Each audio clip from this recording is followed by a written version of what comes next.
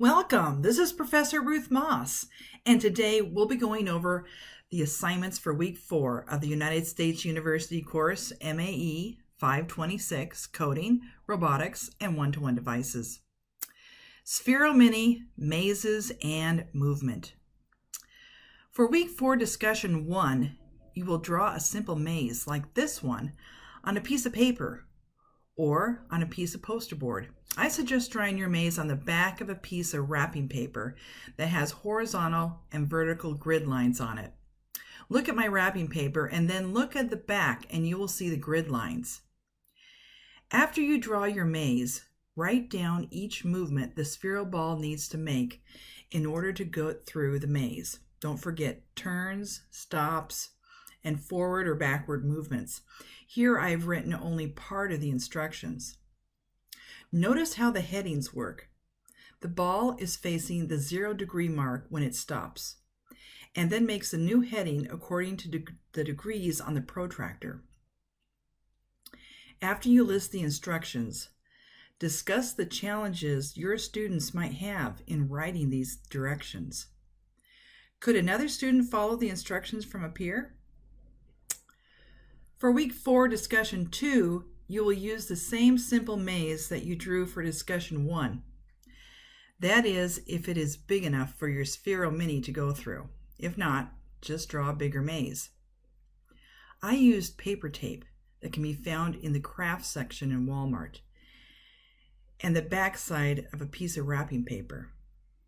I used to use foam core until I realized that it eventually warps. Here is my finished maze. You will need to download the Sphero Edu app on your mobile phone or tablet. The app is Android compatible and iPhone compatible or Apple compatible. After you connect your Sphero Mini via the Bluetooth, you can control it with these simple manual controls. For this discussion, you will only need to video your Sphero ball going through the maze manually. Because you need to be at the controls, it is best to get someone else to video the ball going through the maze.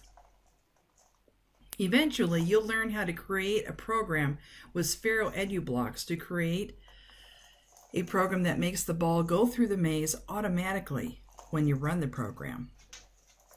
You can then add more features to your program, like changing the color of the Sphero or making it speak. The last part of discussion 2 is to watch your classmates' video and comment on their run. Also discuss the successes and challenges you encountered as you completed this discussion. Let me re-emphasize the importance of headings. You might want to print out protractors like this one for your students to use. When you add a heading block, a hint comes up to guide the students as to which direction they need to go. Have fun using your Sphero Mini. The more you practice, the better you'll get. And the better you get, the more fun you'll have. My next video will go over how to create a coding lesson plan to teach your students how to code.